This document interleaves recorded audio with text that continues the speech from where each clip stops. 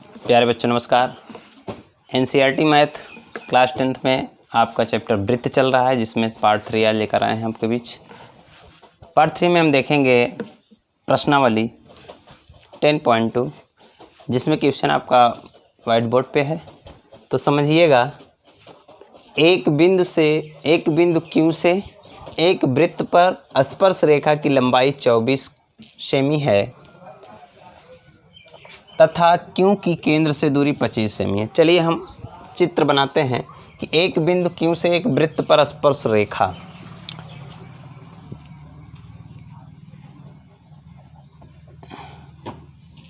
ये वृत्त हुआ। एक बिंदु Q से एक वृत्त पर स्पर्श रेखा पहले खींचेंगे। Q से बिंदु Q से स्पर्श रेखा की लंबाई 24 सेमी। इस स्पर्श रेखा की लंबाई कितनी है? 24 सेमी। बहुत अच्छे, समझ में आ रहा है। आप क्या करेंगे? तथा Q की केंद्र से दूरी 25 सेमी। केंद्र हम मान लेते हैं यहाँ पर है, केंद्र O है। यहाँ से Q की दूरी 25 सेमी, ठीक है। अब क्या करना है?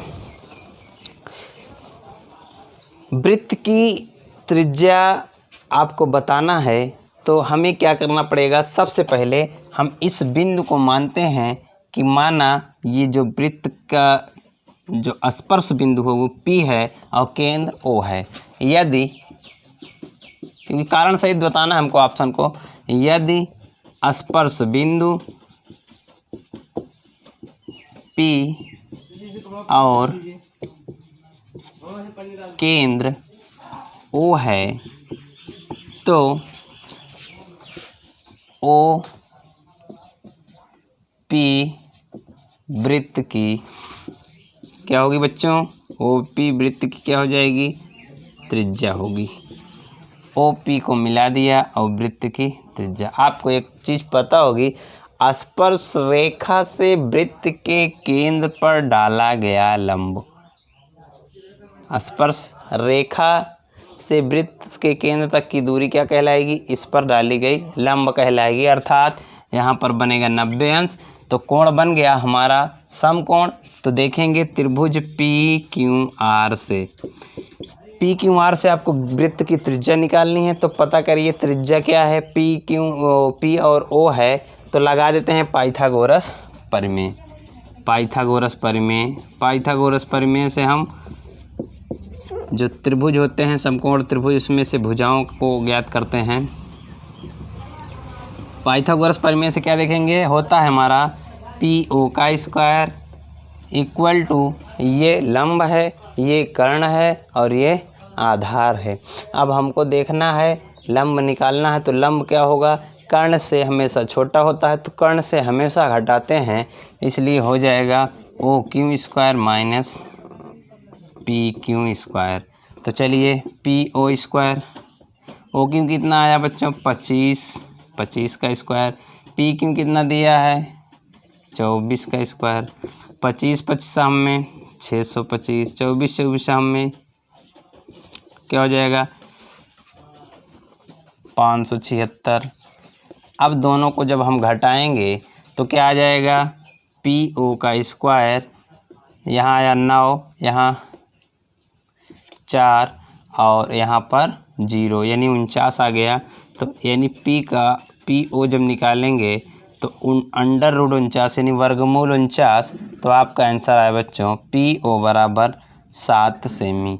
यानी इसकी जो त्रिज्या आई है वो हमारी 7 सेमी है। देखेंगे ऑप्शन में 7 सेमी, पहला वाला ऑप्शन सही है, अर्थात हम पहले पर टिक कर देंगे।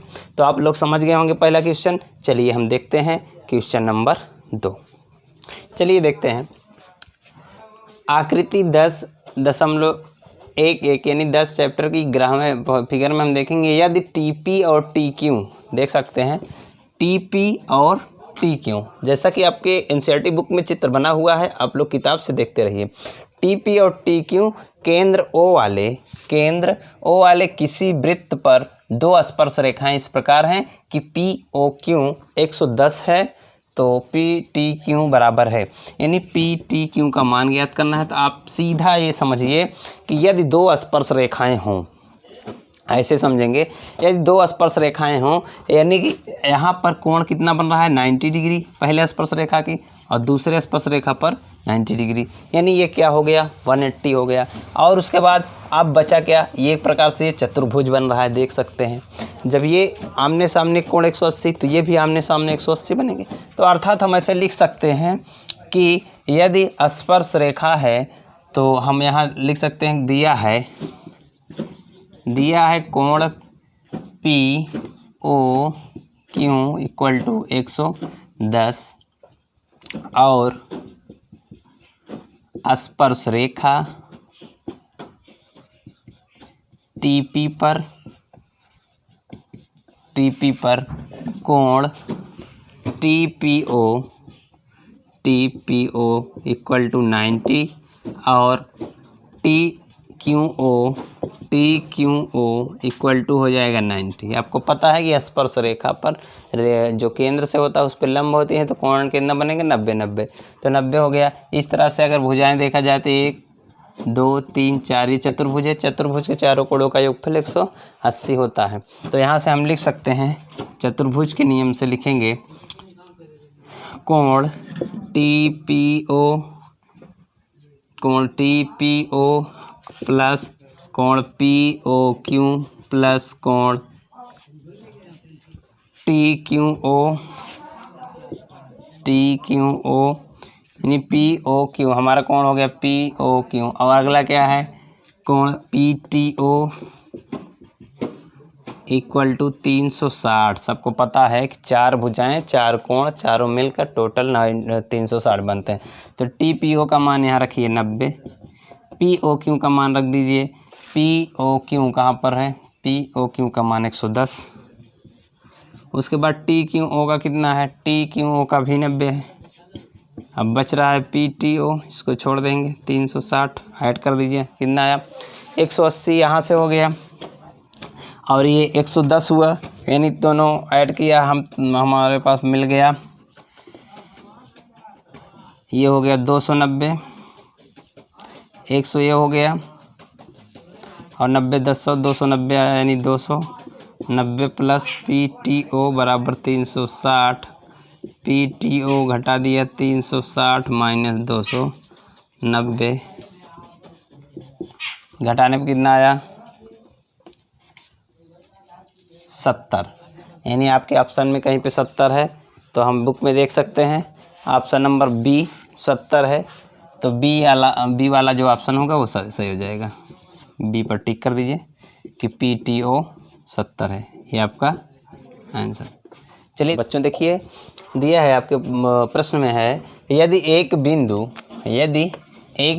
P से O केंद्र वाले, एक बिंदु P से, पहले हम O केंद्र वाला एक वृत्त बनाएंगे, तो ये एक वृत्त हो गया, O केंद्र वाला एक वृत्त है, और किसी एक बिंदु P से, हम मानते हैं कोई बिंदु यहाँ पर P है, P से O केंद्र वाले किसी वृत्त पर PA और PB दो स्पर्श रेखा हैं। तो एक स्पर्श रेखा PA हम खींचेंगे, इस बिंदु से यहाँ पर स्पर्श करती हुई एक रेखा हम लोग खींच लेते हैं, जो P से मिलती हुई आएगी, ये PA हो गई, और अगली क्या है स्पर्श रेखा PB, स्पर्श कराते हुए यहाँ पर मिलाएंगे, तो ये रेखा हो गई PB। फिर उसके बाद क्या करना है, स्पर्श रेखाएं परस्पर 80 के कोण पर झुकी हुई हैं, कितने पे, यहाँ हम देखेंगे 80 पर झुकी हुई हैं। तो हमको बताना है POA किसके बराबर है, POA, तो O केंद्र वाला एक वृत्त है हमारे पास, तो यहाँ से हम इस पर लंब खींचेंगे। आपको पता है स्पर्श रेखा से केंद्र पर डाला गया लंब इसको जो है 90 डिग्री पर काटता है, यानी लंब है तो 90 अंश होगा ही। तो यहाँ देख सकते हैं आप 90 डिग्री यहाँ भी बन रहा है और यहाँ भी बन रहा है, और हमसे पूछा जा रहा है कि POA किसके बराबर है। तो सबसे पहले दिया है, हम उसको लिख लेते हैं, क्या क्या दिया है। सही तो ये है, हमको ऑप्शन है ऐसे ही बता देना चाहिए, लेकिन लिखना कैसे उसको लिख लेंगे कि दिया है कोण APB कितना है 80 डिग्री 80 अंश है। और क्या है, स्पर्श रेखा है तो जिससे हम लिख सकते हैं, ये तो दिया है हो गया। अगर हम उत्पत्ति लिखें, हमने देखा क्या कि कोण OBP हमको मिल जाता है, OBP मिल गया 90 और OAP मिल गया 90, OAP मिल गया 90। अब बात करें अगर POA, तो POA कहाँ मिलेगा, POA। इसका मतलब ये हुआ कि इन दोनों स्पर्श रेखाओं के बीच जो ये 80 कोण बन रहा है, इसको दो पार्ट में डिवाइड किया गया है, तभी क्या आया है, POA आया। तो अतः रचना कर दे रहे हैं हम, P को O से मिलाया, O से मिलाया, जहाँ हमको क्या मिल जाता है कि P जो है POA जो है ये दो पार्ट में डिवाइड हो गया। पहले 80 था, अब क्या हो गया 40-40 हो जाएगा।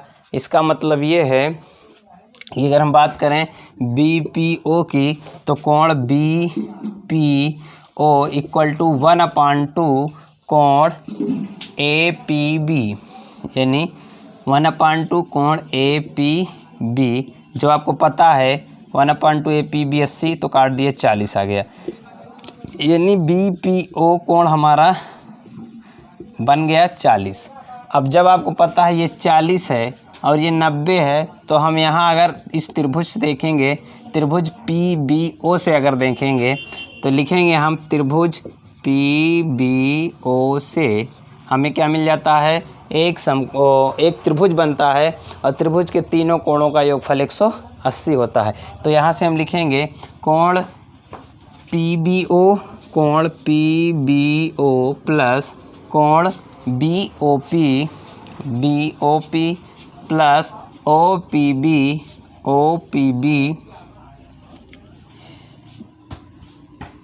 Equal to OPB equal to 180। तो चलिए मान रखते चलते हैं। PBO का मान कितना है, यहाँ PBO का मान 90 रखिए। अब BOP का मान कितना आया है, BOP का मान हमको नहीं पता है, और शायद BOP को हम POB भी लिख सकते हैं, या फिर लिखेंगे कोण BOP प्लस OPB कितना है, OPB 40 है, 40 डालिए इक्वल टू 180। अब इसको ऐड किया, BOP बराबर ये 130 उधर जाके घट गया, 180 माइनस 130 यानी हमारे पास आया 50। तो BOP बराबर 50, लेकिन पूछा जा रहा है POA पूछा जा रहा है। यदि यहाँ से ये 50 है तो ये भी क्या हो जाएगा, 50 हो जाएगा। अर्थात हम कह सकते हैं कि BOP बराबर कोण POA, तो लिख सकते हैं कोण POA बराबर 50। ये आपका ऑप्शन हो गया, ऑप्शन फर्स्ट वाला सही है, 50। आप क्लिक कर लीजिए। चलिए देखते हैं क्वेश्चन नंबर 4। हमने बोर्ड पे लिखा है कि सिद्ध कीजिए कि किसी वृत्त के किसी व्यास के सिरों पर खींची गई स्पर्श रेखाएं समांतर होंगी। तो हम क्या करते हैं, पहले वृत्त बनाते हैं। तो सबसे पहले देखिएगा, चित्र को ध्यान में रख कर देखेंगे, क्योंकि जो है सबसे महत्वपूर्ण चित्र होता है इसमें। तो सिद्ध कीजिए किसी वृत्त के किसी व्यास के सिरों पर, तो व्यास ऐसे बना लेते हैं, केंद्र से होकर जाता है, जो त्रिज्याएं, यानी हमने बताया था जो सबसे बड़ी जीवा होती है वही व्यास कहलाती है वृत्त की। तो इस व्यास से इनके सिरों पर खींची गई स्पर्श रेखा। अब इसका सिरा ये है, एक सिरा ये है, एक सिरा ये है। अब इस पर स्पर्श रेखाएं हम खींच दिए। पूछा जा रहा है आपसे, सिरों पर खींची गई स्पर्श रेखाएं एक दूसरे के समांतर है। दिख तो रही, लेकिन लिखना कैसे है। चलिए माना ये O केंद्र है और इसको L, M और O तो हो गया है, P और Q, R और S, इतना चीज़ हमने लिख दिया। तो चलिए सबसे पहले लिखते हैं, माना वृत्त का केंद्र O है, वृत्त का केंद्र O है और स्पर्श रेखाएं पी क्यू और एल एम है, जो कि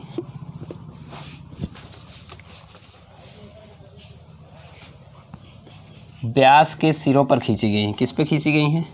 व्यास के सिरों पर खींची गई हैं। आप देख सकते हैं जब भी कोई भी वृत्त हो, वृत्त के केंद्र से स्पर्श रेखा पर खींची गई रेखा वो उस पर लंब होती है। हम कई बार चर्चा किए। तो यहाँ लिखेंगे हम उपपत्ति में, अगर आप देखेंगे तो ये एल एम पर क्या लंब है? रेखा आर एस। तो लिख सकते हैं आर एस लंब है किस पे? एल एम पर। और अगली रेखा पी क्यू पर लंब है आर एस या एस आर। एस आर भी लंब है पी क्यू पर। दोनों रेखाएं परस्पर लंब है। जब लंब हैं तो क्या हो सकता है? एल एस ओ लिखेंगे, कोण L S O equal to 90। और इधर भी लिख सकते हैं P R O equal to 90। जब दो कोण हो गए इसमें 90 तो यहाँ लिख सकते हैं हम ये और ये तिर्यक रेखा है, जो कि इसके अंदर जो बन रहा है वो दोनों कोण क्या कहलाते हैं? अंतःकोण कहलाते हैं। ये अंतःकोण है। यदि दो अंतःकोणों का योगफल 180 अंश होता है तो हम कह सकते हैं कि वो दोनों रेखाएं जो खींची गई हैं जिस पर लंब हैं, वो रेखाएं जब 90 डिग्री होती हैं, इधर से 90 इधर से 90, यानी दोनों कोणों का योगफल 180 अंश होता है, तो रेखाएं परस्पर समांतर होती हैं। तो हम यहाँ लिख सकते हैं पी क्यू, पहले लिखेंगे हम, यदि दो अंतःकोण का योग 180 अंश हो तो